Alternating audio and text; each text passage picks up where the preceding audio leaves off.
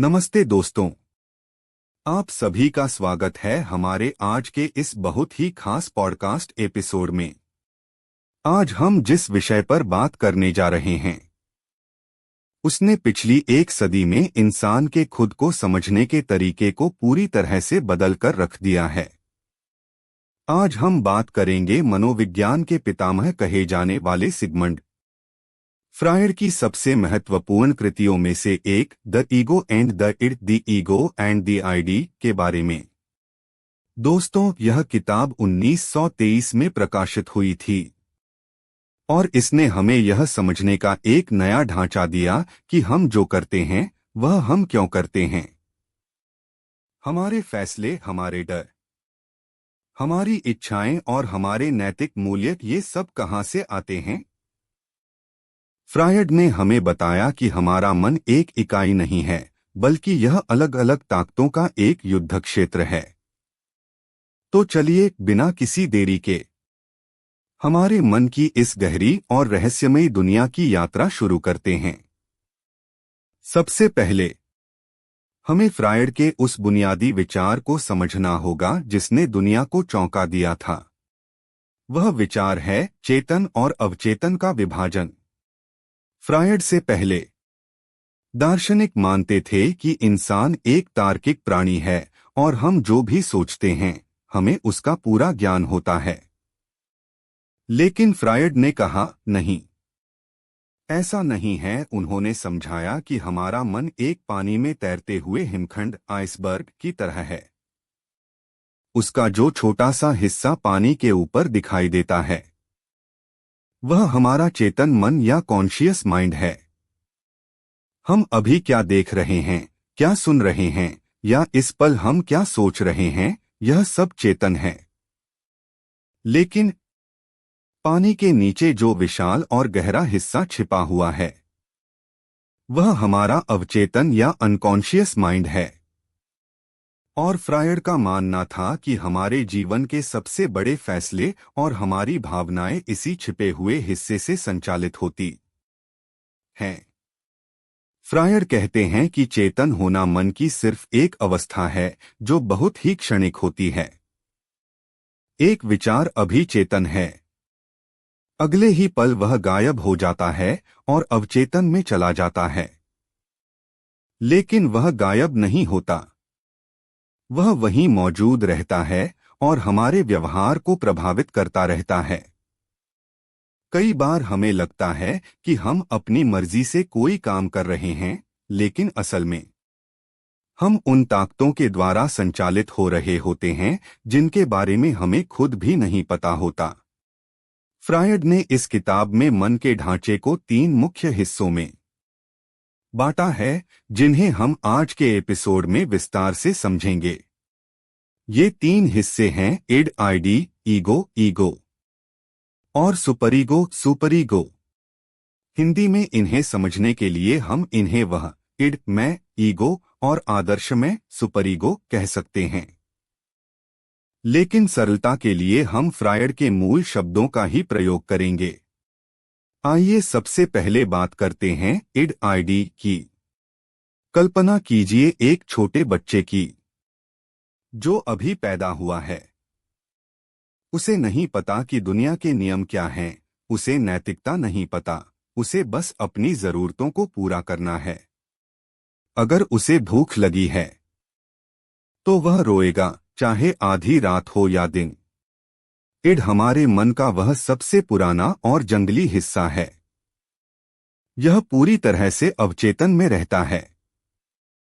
यह हमारी दमित इच्छाओं, हमारी कामवासनाओं, जिसे फ्रायड लिबिडो कहते हैं, और हमारी आक्रामक प्रवृत्तियों का घर है। इड केवल एक ही सिद्धांत पर काम करता है, सुख का सिद्धांत, प्लेजर प्रिंसिपल। इसे तुरंत संतुष्टि चाहिए। यह परिणामों की परवाह नहीं करता। यह नहीं सोचता कि क्या सही है और क्या गलत।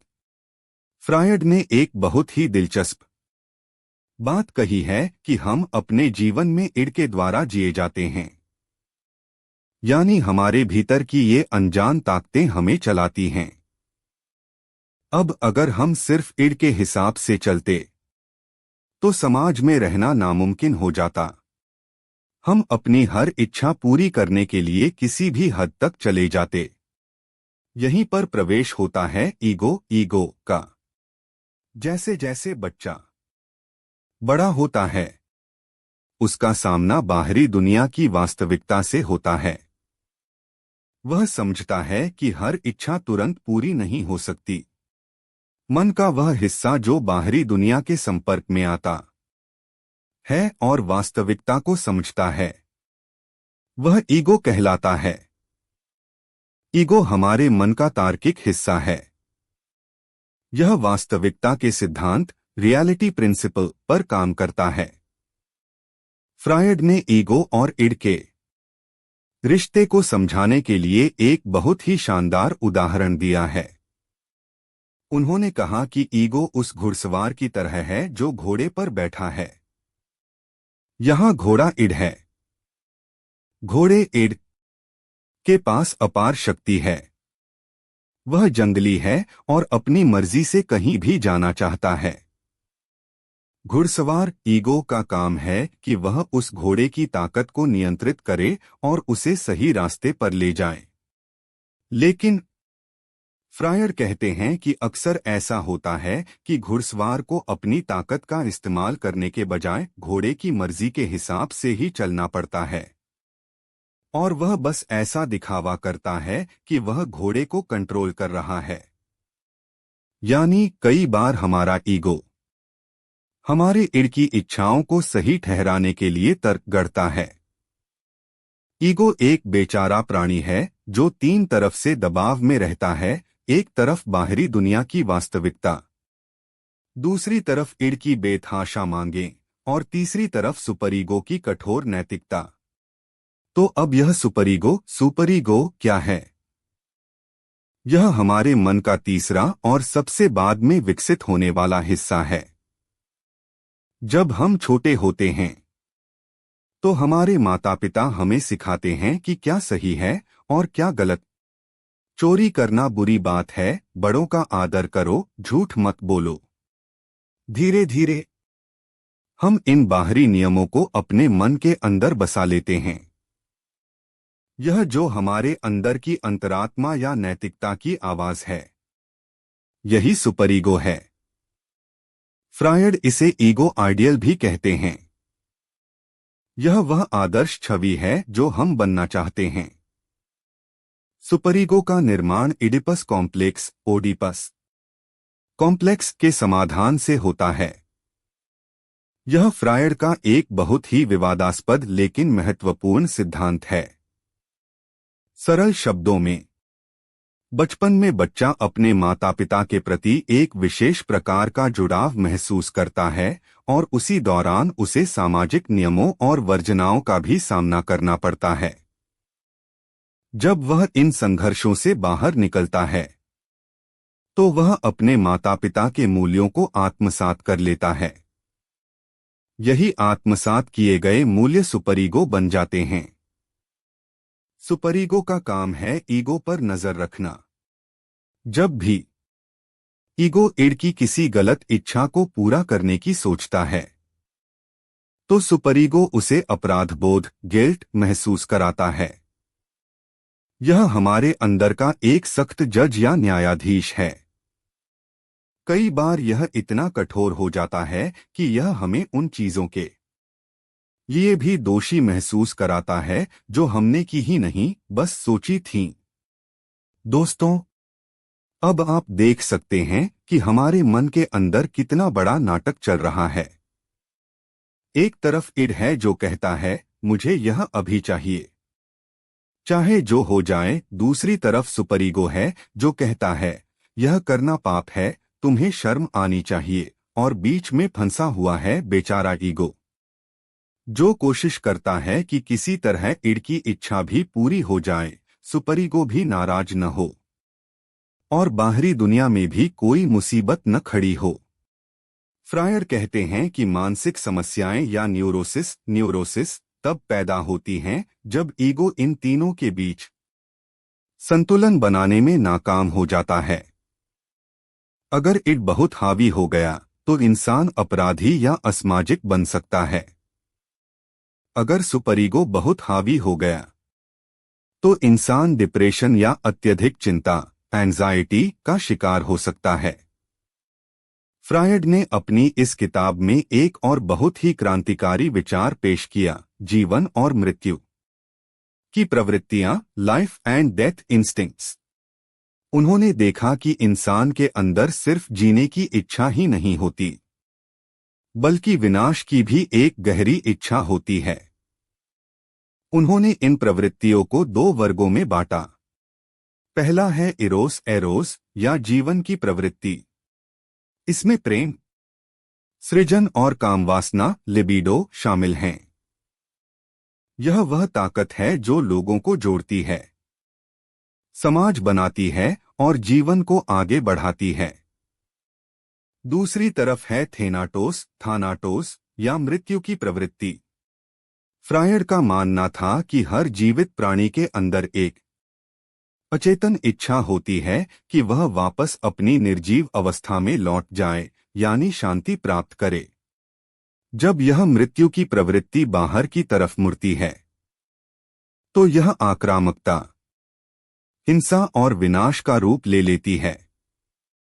फ्रायड कहते हैं कि हमारा पूरा जीवन इन दो ताकतों इरोस और थेनाटोस के बीच के संघर्ष और समझौते की कहानी है।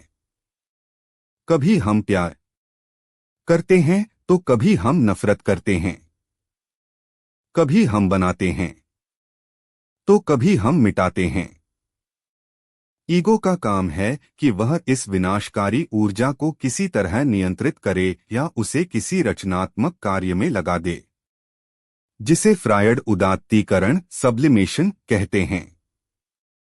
जैसे अगर किसी के अंदर बहुत गुस्सा है तो वह उसे खेल में या कला में लगा सकता है।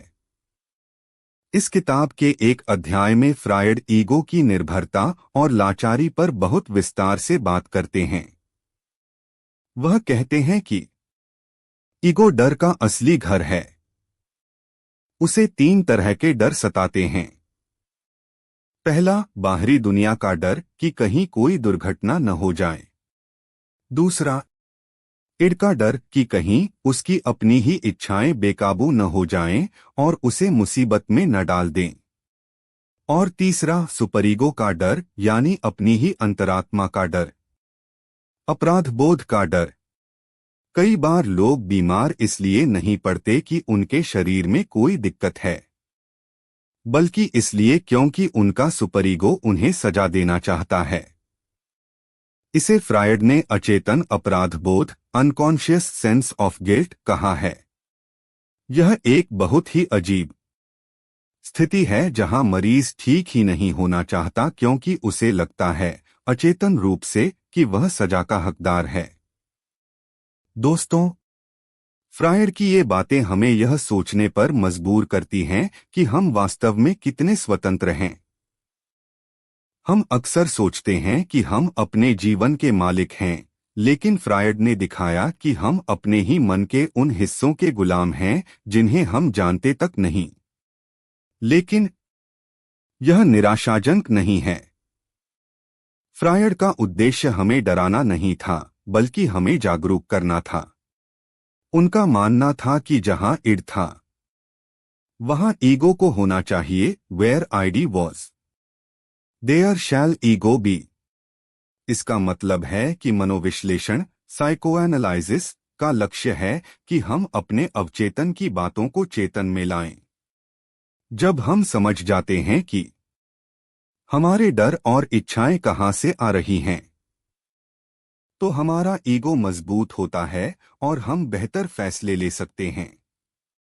इस पुस्तक के अनुवादक ने अपनी टिप्पणी में बहुत ही सुंदर बात कही है कि फ्रायड ने कोपरनिकस और डार्विन की तरह ही इंसान के अहंकार को चोट पहुंचाई है। कोपरनिकस ने बताया कि पृथ्वी ब्रह्मांड का केंद्र नहीं है। डार्विन ने बताया कि हम भगवान की विशेष रचना नहीं, बल्कि जानवरों के वंशज हैं। और फ्रायड ने बताया कि हम अपने ही घर मन के मालिक नहीं हैं। लेकिन ऐसा करके उन्होंने हमें सच्चाई के करीब लाया। फ्रायड का प्रभाव केवल मनोविज्ञान तक सीमित नहीं रहा। साहित्य, कला, सिनेमा और हमारे रोजमर्रा की बातचीत में भी फ्रायड मौजूद हैं। जब हम कहते हैं कि यह उसका ईगो बोल रहा है या यह तो स्लिप ऑफ टंग था, तो हम अनजाने में फ्रायड की शब्दावली का ही इस्तेमाल कर रहे होते हैं। काफ्का, जेम्स जॉयस और वर्जीनिया वुल्फ जैसे महान लेखकों की रचनाओं में हम फ्रायड के विचारों की झलक साफ देख सकते हैं। उन्होंने हमें सिखाया कि इंसान उतना सरल नहीं है जितना वह ऊपर से दिखता है। हर चेहरे के पीछे एक कहानी है, हर मुस्कान के पीछे एक संघर्ष है, और हर शब्द के पीछे एक छिपा हुआ अर्थ हो सकता है। फ्रायड की यह थ्योरी हमें दूसरों के प्रति और खुद अपने प्रति अधिक दयालु और समझदार बनाती है। जब हम समझते हैं कि कोई व्यक्ति गुस्से में है, तो शायद वह अपने किसी अंदरूनी संघर्ष से जूझ रहा है, तो हमारा नजरिया बदल जाता है। जब हम खुद को किसी चीज के लिए दोषी महसूस करते हैं, तो हम रुककर सोच सकते हैं कि क्या यह मेरा सुपरईगो है जो मुझ पर अनावश्यक दबाव डाल रहा है। The ego and the id एक कठिन किताब मानी जाती है, लेकिन इसका सार यही है कि मानव मन एक जटिल मशीन है। इसमें ऊर्जा का प्रवाह होता रहता है। कभी यह ऊर्जा प्यार बनकर बहती है, कभी गुस्सा बनकर। ईगो का काम बस इतना है कि वह इस मशीन को टूटने से बचाए और इसे समाज के रास्ते पर चलाता रहे। फ्रायड ने धर्म और ईश्वर के बारे में भी अपने विचार रखे हैं। उनका मानना था कि ईश्वर की अवधारणा भी हमारे बचपन के पिता की छवि और सुरक्षा की जरूरत से ही निकली है। हमारा सुपरईगो जिस आदर्श की तलाश करता है, उसे हम अक्सर धर्म में प्रोजेक्ट करते हैं। अंत में हम यह कह सकते हैं कि सिगमंड फ्रायड ने हमें अपने अंदर झांकने का एक नया चश्मा दिया। हो सकता है कि आज आधुनिक विज्ञान उनकी हर बात से सहमत न हो, लेकिन उन्होंने जिन सवालों को उठाया वे आज भी उतने ही प्रासंगिक हैं। हमारा मन आज भी एक पहेली है, और ईगो, इड और सुपरईगो का यह नाटक आज भी हम में से हर एक के भीतर चल रहा है। तो दोस्तों, अगली बार जब आप कोई फैसला लें, या आपको बहुत गुस्सा आए, या अचानक आपको किसी बात का बुरा लग जाए, तो एक पल के लिए रुकिएगा। सोचिएगा कि यह आवाज किसकी है। क्या यह जिद्दी बच्चा इड है? क्या यह सख्त जज सुपरईगो है? या यह समझदार ईगो है जो बीच बचाव करने की कोशिश कर रहा है? खुद को जानना ही ज्ञान की शुरुआत है। उम्मीद है कि फ्रायड की इस जटिल दुनिया को समझने में आज का यह एपिसोड आपके लिए मददगार साबित हुआ होगा। The ego and the id सिर्फ एक किताब नहीं, बल्कि खुद से मुलाकात करने का एक जरिया है। अगर आपको यह चर्चा पसंद आई, तो इसे अपने दोस्तों के साथ साझा जरूर करें, क्योंकि मन की उलझनों को सुलझाना हम सबकी जरूरत है। सुनते रहिए, सोचते रहिए, और अपने मन के गहरे राजों को जानते रहिए। धन्यवाद और नमस्ते।